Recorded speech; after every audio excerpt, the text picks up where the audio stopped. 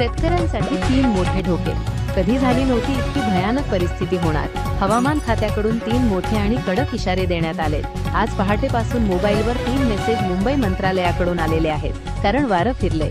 150 वर्षात पहिल्यांदा जुलै महिन्यात 3 मोठे संकट महाराष्ट्रातल्या प्रत्येक नागरिकांवर आणि शेतकऱ्यावर घसणार आहेत. पहिलं संकट आहे एक वाफेचा डोंगर. महाराष्ट्राच्या आकाशात अचानक एक वाफेचा डोंगर तयार झालाय आणि जो फुटायला देखील सुरुवात झाली असून काल अचानक एका गावात इतकी भयानक ढगफुटी झाली की डोंगर कोसळला.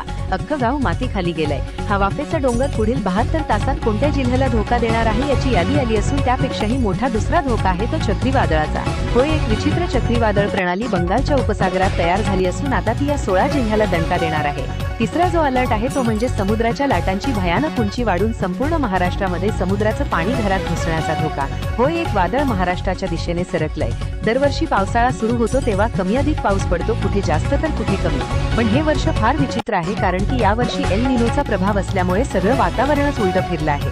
कारण जेव्हा एक सॅटेलाइटद्वारे काढलेला संपूर्ण महाराष्ट्राचा फोटो समोर आला, तो फोटो काढण्यात आला आणि त्या फोटोमध्ये एक अक्राळ विक्राळ वादळ महाराष्ट्राच्या दिशेने येताना दिसलं आहे आणि ज्याचा थेट फटका 20 जिल्ह्याला या तारखेला बसणार. हे चक्रीवादळ 2 गोष्टी घेऊन येत आहे. पहिली गोष्ट ती म्हणजे अति भयानक ढगफुटी जी या चक्रीवादळाने पुढे ढकलली असून जिचा धोका 72 तासात या 20 जिल्ह्याला आहे. तर चक्रीवादळ एका विशेष तारखेला येत आहे. त्यामुळे ताबडतोब मुख्यमंत्र्यांनी संपूर्ण महाराष्ट्रासाठी धोक्याचा इशारा लागू केलाय. संपूर्ण राज्यात एक विशेष निर्णय घेण्यात आला. प्रत्येक जिल्ह्यामध्ये कामांच्या वेळा कसे असणार, शाळा कुठे कुठे बंद आणि चालू राहणार, कामाला जात असाल तर कुठे सुट्टी आहे, कुठे कुठे कामाला जायचे, तर या गोष्टींचे नियम आता वेगळ्या पद्धतीने लागू झालेत. पहा, सरकारने स्पष्ट सांगितलंय. स्वतः मुख्यमंत्र्यांनी एका पत्रकार परिषदेत स्पष्टपणे सांगितलंय की तुमच्या जिल्ह्याची नियमावली पाहूनच बाहेर पडा, अन्यथा खूप मोठं नुकसान होऊ शकतं. मग काय, सरकारने काय काय नियम जाहीर केले? चक्रीवादळाची तारीख नेमकं काय आहे? ढगफुटी पाऊस कोणत्या 20 जिल्ह्यात होणार आहे? समुद्राच्या लाटांची धोकेदायक पातळी कोणत्या कोणत्या जिल्ह्यामध्ये वाढणार आहे? ऑगस्ट सप्टेंबर मध्ये पावसाची परिस्थिती कशी असणार आणि पुढच्या 72 तासात कुठे अति भयानक रेड अलर्ट आणि चक्रीवादळाची ती तारीख काय? चला जाणून घेऊया संपूर्ण सविस्तर रिपोर्ट. राज्यात निसर्गाचा महातांडव.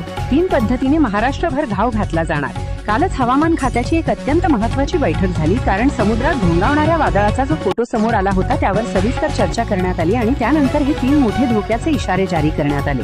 मग हे चक्रीवादळ कोणत्या दिवशी येणार आणि कोणत्या जिल्ह्यावर धडकणार, पुढील 72 तासात कोणत्या जिल्ह्यात ढगफुटी होणार, सगळी माहिती पुराव्यासोबत सहित आपण पाहतोय. तर पहिला मुद्दा आहे तो ढगफुटीचा. कोणत्या जिल्ह्यात ढगफुटीचा अंदाज आहे ती माहिती आपण सर्वप्रथम पाहतोय. त्यानंतर चक्रीवादळाची तारीख काय, ती तारीख आणि सरकारने काय काय निर्णय घेतले, तुमच्या जिल्ह्यात काय काय सुरू, काय काय बंद, काय इशारा, काय सांगितलं हे लक्षपूर्वक पहा. तर सगळ्यात आधी पहिला धोक्याचा इशारा आपण जाणून घेतोय. तो इशारा आहे ढगफुटीचा. संपूर्ण महाराष्ट्राच्या आकाशावर एक विचित्र प्रकारची ढगांची मालिका तयार झाली आहे ज्याला वेपर डोम म्हणतात. वेपर डोम म्हणजे एका प्रकारे पाण्याच्या वाफेचा एक मोठा साठा आकाशात तयार झालाय.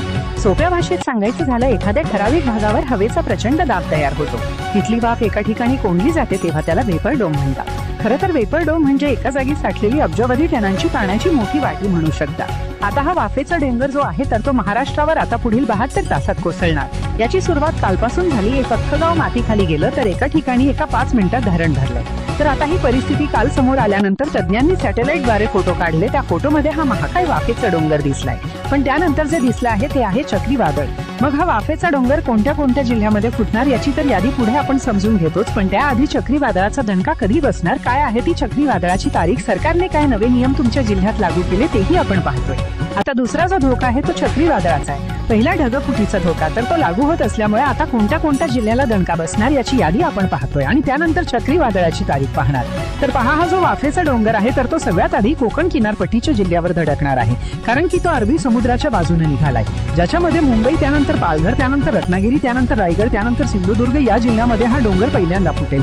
त्यानंतर तो सरकेल पुण्याकडे, नंतर नाशिक, नंतर धुळे, जळगाव. तो पुढे पुढे सरकत अहिल्यानगरचा काही भाग घेणार आहे. हे 20 जिल्हे साधारणपणे पुढील 72 तासामध्ये अलर्टवर ठेवण्यात आले. कोकण किनारपट्टीतल्या सर्व जिल्ह्यांमध्ये शाळांना सुट्ट्या जाहीर केल्यात, कॉलेजेस बंद आहे आणि जर पुढील 24 तासात आणखी परिस्थिती तीव्र झाली तर महाराष्ट्रातील अनेक जिल्ह्यामध्ये देखील अलर्ट देऊन बाहेर पडा असं सांगण्यात आलंय. प्रत्येकाच्या मोबाईलवर आता मेसेजेस आज पहाटेपासूनच यायला सुरुवात झाली. कधी मध्ये एखादा मेसेज येत असतो पण आज 2-3 मेसेजेस आलेले आहेत, तुम्ही पाहू शकता. पण आता सगळ्यात महत्त्वाचा मुद्दा हा आहे की वादळाची स्थिती नेमकं काय आहे, चक्रीवादळ कशा पद्धतीने येणार, किती तारखेला येणार. सॅटेलाइट वरून मिळालेल्या फोटोनुसार बंगालचा उपसागर आणि अरबी समुद्रात एकाच वेळी 2 सिस्टम तयार होत आहेत. जुलै महिन्याच्या मधोमध म्हणजे साधारण 14 ते 21 जुलै या कालावधीत अरबी समुद्रात एका अतिशय शक्तिशाली चक्रीवादळ तयार होण्याचा प्राथमिक अंदाज वर्तवण्यात आलाय. हवामान अभ्यासकांच्या मते जुलै महिन्याच्या चौथ्या आठवड्यात हे वादळ अधिक रौद्र रूप धारण करेल. विशेषतः 20 ते 21 जुलै या 2 तारखा महाराष्ट्रासाठी अत्यंत नाजूक आणि धोक्याच्या ठरू शकतात. जरी ही सिस्टम आणखी मजबूत झाली तर किनारपट्टीच्या भागात वाऱ्याचा वेग 120 किलोमीटर प्रति तासापर्यंत वाढू शकतो आणि याचा थेट फटका कोकण, मुंबई आणि आसपासच्या जिल्ह्याला बसण्याची शक्यता. हे वादळ मान्सूनच्या प्रवासावर परिणाम करेल. अंदमान निकोबारच्या बाजूला दुसरी सिस्टम उभा राहत आहे तर बंगालच्या उपसागरातून तिसरी किनारपट्टीतून धोका येत आहे. तर या चक्रीवादळाचा जो फटका आहे तर तो जास्त करून कोकणाबाहेरील भागांवर याचा परिणाम होईल का? सध्याच्या हवामान अंदाजानुसार महाराष्ट्राचे 2 विभाग साधारणपणे तयार करण्यात आले. 2 विभाग वेगवेगळ्या संकटाचा सामना करत आहेत. पहिला आहे कोकण विभाग. इथे चक्रीवादळाचा आणि मान्सूनपूर्व ढगाळ वातावरणाचा सर्वाधिक प्रभाव असेल. जुलै महिन्याच्या सुरुवातीला इथे आर्द्रता वाढल्याने प्रचंड आकाडा त्या ठिकाणी उकाडा जाणवणार असण्याची शक्यता आहे. पश्चिम महाराष्ट्र आणि मराठवाड्यामध्ये पुणे, सातारा त्याचबरोबर सांगली इथे बघायला गेले तर सोलापूर, त्यानंतर छत्रपती संभाजीनगर या भागात एक ट्रफ लाईन तयार होणार आहे आणि ही ट्रफ लाईन सक्रिय झाल्यामुळे विजांचा कडकडाट, प्रचंड होऊन पावसाची जी तीव्रता आहे तर ती वाढणार आहे आणि रात्री उशिरा या भागामध्ये पावसाळी वातावरण तयार होण्याची दाट शक्यता इथे वर्तवण्यात आलेली आहे. तर अशाच पद्धतीचा अंदाज देण्यात आलाय. तर या अंदाजाविषयी तुम्हाला नेमकं काय वाटतं? तुमच्या जिल्ह्यात सध्या पाऊस आहे की काय परिस्थिती आहे? नक्की कमेंटमध्ये कळवा. चॅनल नवीन असाल तर सबस्क्राईब करा. धन्यवाद.